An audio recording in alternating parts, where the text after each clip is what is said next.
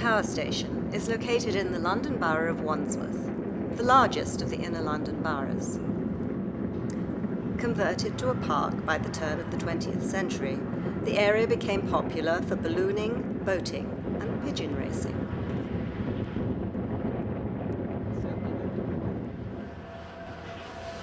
For 70 years, Battersea Power Station has been a landmark, an icon known to Londoners, commuters, and visitors from all over the world.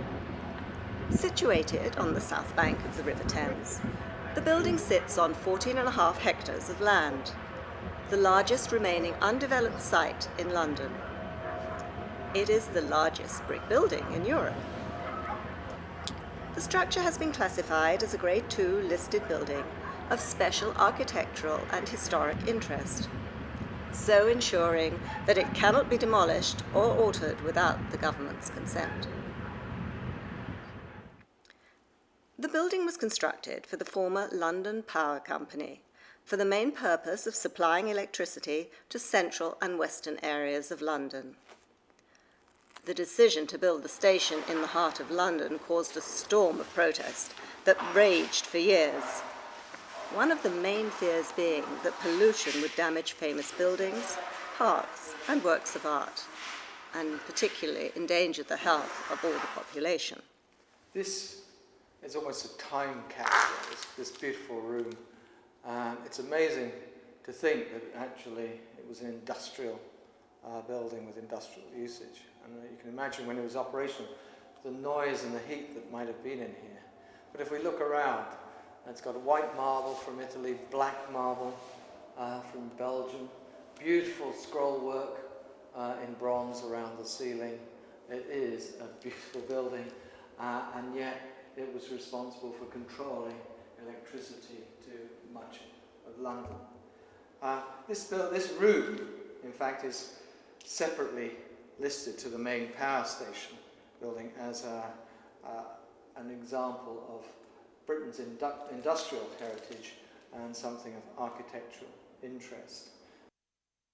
By 1929, construction had commenced, and by the time the first half of Battersea Power Station, the A station, started generating in 1933, the tributes were glowing.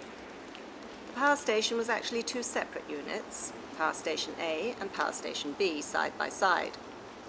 It was described in one newspaper at the time as a flaming altar of modern.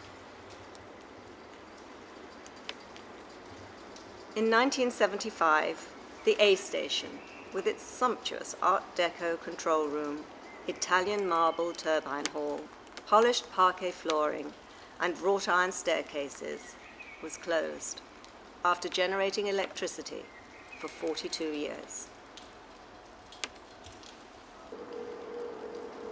Now derelict and facing an uncertain future, the four main chimneys of Battersea Power Station remain as one of the best-loved landmarks for Londoners.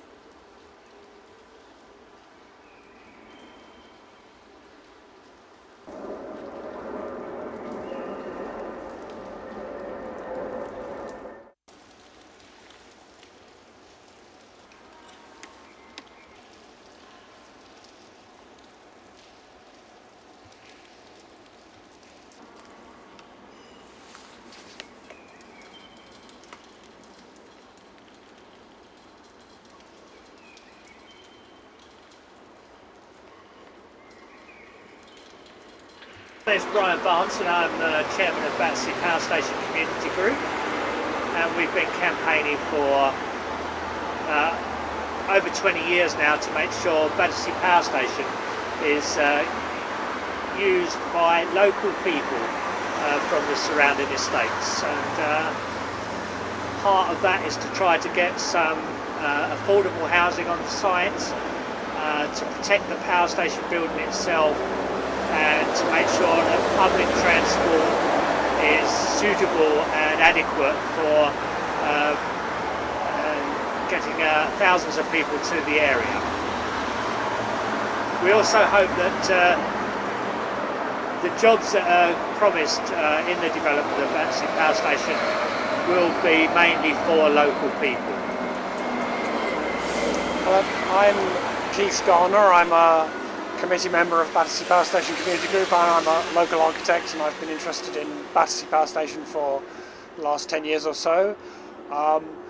I'm really mostly concerned about the two things really. One is the economic viability of Parkview's leisure centre proposal, which I really don't think has ever been proven satisfactorily that it's going to work financially or attract the thousands of people that are required to make it work as a proposal. I'd like to see a reassessment of what's going on at Battersea, and a scheme that is more rooted in the local economy and is based on a more sound assessment of market conditions and the sorts of things people want. It seems to me that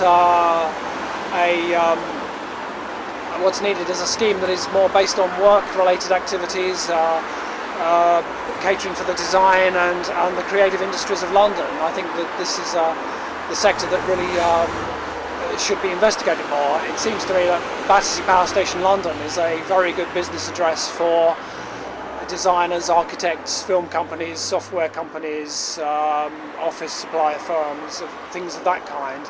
This would be a very, very good venue. Whereas I think some of the schemes that have been put forward so far, big leisure complex, massive hotels, are really in the wrong part of London to work satisfactorily. The other thing I'd like to see really is a staged, a phased scheme based that precedes an achievable short phases, starting with perhaps a small gallery or some and a cafe and a little community formed at the centre, and then measured phases proceeding after that. Power Station is a great London icon. It's a celebrity building, often in the news, often controversial. What we're trying to do here is to preserve this bit of London's heritage, but also to take it into the future. So we're working on inspiration from this from the past, from this great building designed by Sir Giles Gilbert Scott. He of the London Red Telephone Box fame, and also Liverpool Cathedral and Waterloo Bridge.